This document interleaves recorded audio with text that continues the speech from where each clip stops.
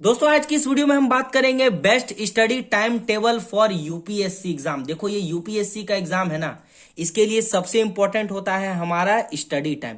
कर लिया अच्छे से इसको पकड़ तो कहीं ना कहीं हमारा स्टडी भी अच्छा होगा और हमें डिमोटिवेट सा भी फील नहीं होगा। ठीक है, क्योंकि देखो बहुत सारे एस्पिरेंट भी ऐसे कंफ्यूजन में होते हैं, इसीलिए आपके लिए बहुत हेल्पफुल वीडियो लेकर के आते हैं।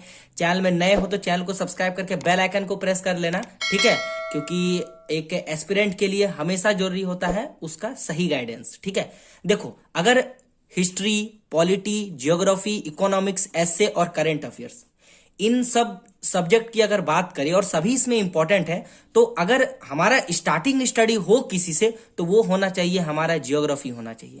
आप कहेंगे जियोग्राफी क्यों? तो देखो मैं आपको एग्जांपल के तौर पे बताता हूं। देखो जियोग्राफी का सीन है ये ऐसा है ना कि यहाँ देखो आपको मैपिंग थ्रू ज्यादा पढ़ने को मिलता है। जैसे कि देखो भारत का तापमान, शीतकालीन, वायु दाब, पवने, ये हो गया। ठीक है, ये देखो यहाँ पर आपको मैपिंग थ्रू ताप, ग्रीष्म ऋतु में, मतलब कहीं ना कहीं मैपिंग थ्रू इसमें हम ज्यादा पढ़ते हैं। तो मैपिंग थ्रू पढ़ेंगे तो वो शुरू में मान के चलो हम 6 AM या 7 AM, जब आप कंफर्टेबल हो इसको आप पढ़ो।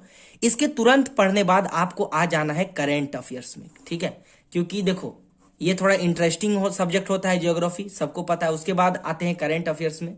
करेंट अफेयर्स को ज्यादा से ज्यादा हमको कितना देना है? 30 मिनट देना है। ठीक है, अब 30 मिनट क्यों देना है? क्योंकि देखो ये हमको छोड़ना नहीं है। सब चीज छोड़ सकते हैं लेकिन हम करंट अफेयर्स को कभी नहीं छोड़ सकते। 1 से 2 साल का हमको करंट अफेयर्स चाहिए ही चाहिए, मिनिमम 1 ईयर का तो चाहिए ही चाहिए। तो ये हेल्पफुल हो गया।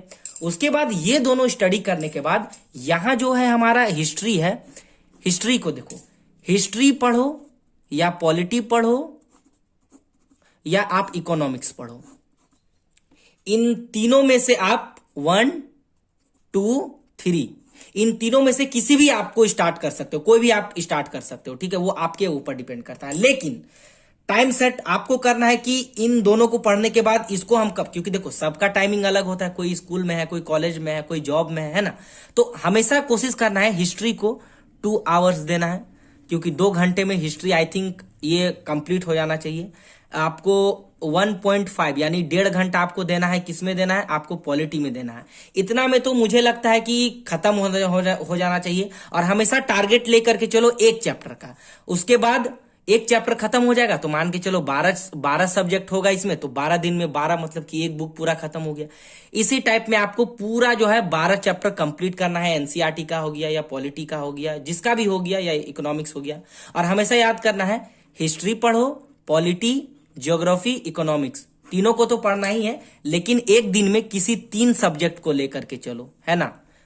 या तो ऐसे 3 सब्जेक्ट लेके चलो, या पॉलिटी पढ़ो, हिस्ट्री पढ़ो या ज्योग्राफी पढ़ो, यानी एक दिन में किसी एक सब्जेक्ट को स्किप करना है, क्योंकि वो ओवरलोड हो जाएगा। ठीक है, और बात रहा ऐसे का, तो ऐसे में हमको ये ध्यान रखना है, हमेशा ये कोशिश करना है ऐसे में आंसर राइटिंग ज्यादा करने का, क्योंकि देखो विदाउट आंसर राइटिंग करें हम ऐसे को कंप्लीट कर नहीं सकते। और ऐसे में जिस चीज में हमारा इंटरेस्ट है उसी चीज को हम पढ़ें। कहने का मतलब है आप मान के चलो किसी भी टॉपिक को ले लो यूपीएससी के अकॉर्डिंग, उस पर आप थोड़ा सा आंसर राइटिंग करो तो वो ऐसे आपके लिए हेल्पफुल होगा। ठीक है, बाकी वीडियो पसंद आई लाइक कीजिए, शेयर कीजिए, सब्सक्राइब करके बेल आइकन को जरूर प्रेस कीजिए। पढ़ाई को कंटिन्यू रखिए, बाकी और भी हेल्पफुल वीडियो आपके लिए लेकर के आएंगे। ओके।